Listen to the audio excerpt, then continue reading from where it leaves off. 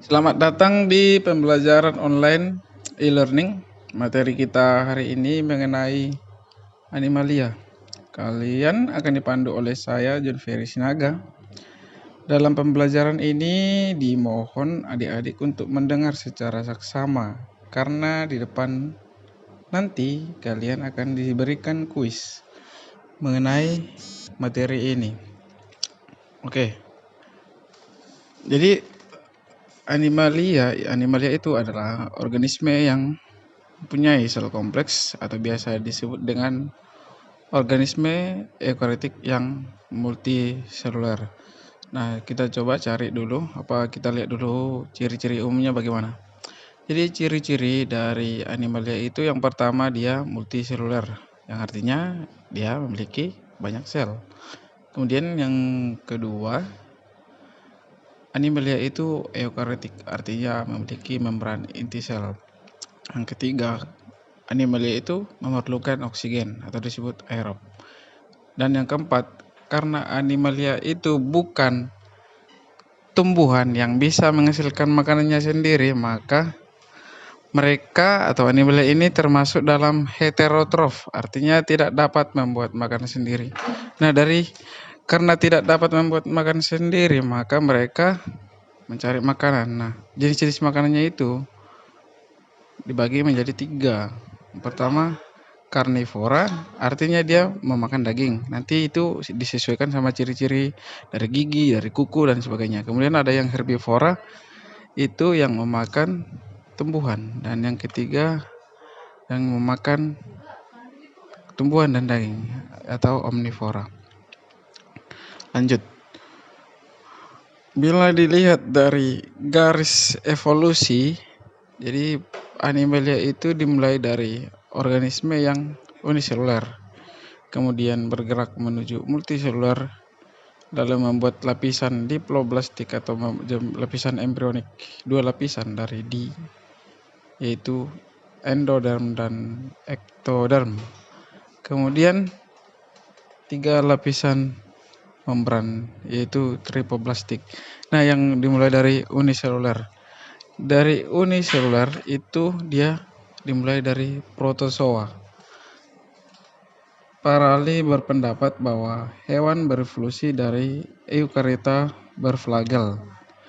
Organisme hidup pada saat ini yang paling dekat dengan nenek moyang hewan adalah Choanoflagellata. Kemudian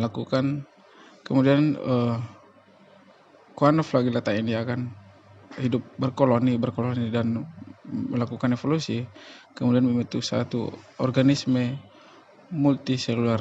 Nah, organisme multiseluler yang paling sederhana yang terjadi adalah Porifera. Protozoa tadi yang berkoloni hingga melakukan evolusi membentuk spesies yang multiseluler, namun masih sangat sederhana. Kelompok sel-sel serupa itu berlaku sebagai unit fungsional yang terspesialisasi. Artinya dia mempunyai banyak sel, namun selnya itu punya fungsi masing-masing. Kemudian lanjut ke diploblastik. Ya, di bagian diploblastik ini terdiri dari ubur-ubur. Jadi kelompok sel-sel tadi yang dari multiseluler itu akan dibatasi oleh lapisan membran, yaitu lapisan embrionik yang terbentuk saat gastrulasi. Jadi diploblastik ini ada lapisan luar dan lapisan dalam. Kemudian triploblastik, artinya dia memiliki 3 lapisan membran. Yang pertama luar dan dalam, dan kemudian yang tengah. Dari triploblastik ini akan dikategorikan lagi menjadi 3 macam. Ada triploblastik celomata, triploblastik acelomata, dan triploblastik pseudocelomata. Apa itu nanti kita jelaskan di slide selanjutnya. Nah, lapisan tubuh tadi, kalau diploblastik itu terdiri dari endoderm dan ektoderm. Endoderm itu dia biasanya menyangkut pada sistem pencernaannya. Nah, kalau bagian ektoderm atau bagian luar dia menyangkut pada bagian sistem integumen dan sistem saraf.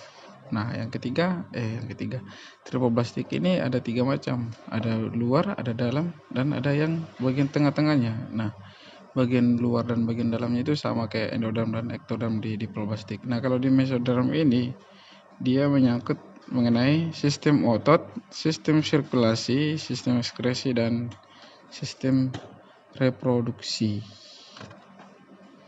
Nah, kalau dilihat di sini lapisan tubuh triploblastik itu, kita ambil contoh satu dari Acelomata platyhelminthes, ini dia. Jadi kalau hewan ini kita potong bagian tengahnya itu, nah dia itu mempunyai lapisan luar di sini, kemudian lapisan tengah dan lapisan dalam. Jadi lapisan luar itu disebut ektoderm, dalam itu endoderm, dan tengah itu mesoderm. Nah, di sini dia tidak memiliki rongga. Jadi dia karena bentuknya pipih, jadi terkompresi. Jadi dia tidak memerlukan rongga. Jadi semua rongga pencernaannya itu langsung menyebar di badan dari platyhelminthes ini atau cacing pipih, contohnya dari Acelomata. Kemudian bergerak ke Pseudocelomata atau cacing rongga semu. Jadi rongganya ini tidak benar-benar melekat pada semua lapisan gitu. Jadi rongga contohnya rongga bagian luar, lapisan terluar dan lapisan bagian dalamnya itu tidak terhubung langsung. Jadi dia hanya lapisan luar itu sistem saraf dan sistem lingkungannya itu melekat pada sistem otot. Contohnya ini sistem otot. Di dalam ini ada rongga-rongga. Ini namanya rongga semu. Jadi dia tidak menempel langsung dengan ini seperti ini atau ke sini. Lanjut ke Celomata. Contohnya Chordata ini atau manusia ya. Coba ini cewek ini kita potong bagian tengahnya di sini. Nah, kalau kita lihat di bagian bawahnya ini, nah dia memiliki 3 lapisan ya, sama kayak tadi, triploblastik, ektoderm, mesoderm, dan endoderm. Jadi kalau kita lihat dia memiliki rongga di sini, rongga. Namun semua lapisan itu terhubung. Ini lapisan mesoderm dan lapisan ektoderm. Jadi yang membedakan ini dengan yang ini dia terhubung semua gitu lapisannya. Oke, lanjut ke slide selanjutnya. Nah, di dalam kategori triploblastik ini ada 3 macam: triploblastik Acelomata, triploblastik Pseudocelomata, dan triploblastik Celomata yang tadi. Nah, apa saja kelompok yang termasuk dalam triploblastik Acelomata? Yang pertama itu platyhelminthes atau kelompok cacing pipih tadi, kemudian Pseudocelomata atau Nematelmintes. Ini menyangkut cacing gilik atau cacing yang berbentuk kayak benang gitu. Kemudian triploblastik Celomata. Nah, ini banyak contohnya. Pertama Echinodermata, contohnya tang laut. Kemudian Chordata. Nah, di sini yang memiliki tulang belakang, kita buat contohnya harimau ya. Kemudian ada Mollusca atau contohnya kita buat siput, dan Annelida. Sebenarnya ini Annelida, Nematelmintes, dan Platyhelminthes termasuk dalam kategori cacing atau disebut vermes. Tulisannya bagus sekali. Kemudian Arthropoda atau kelompok yang berruas-ruas. Lanjut.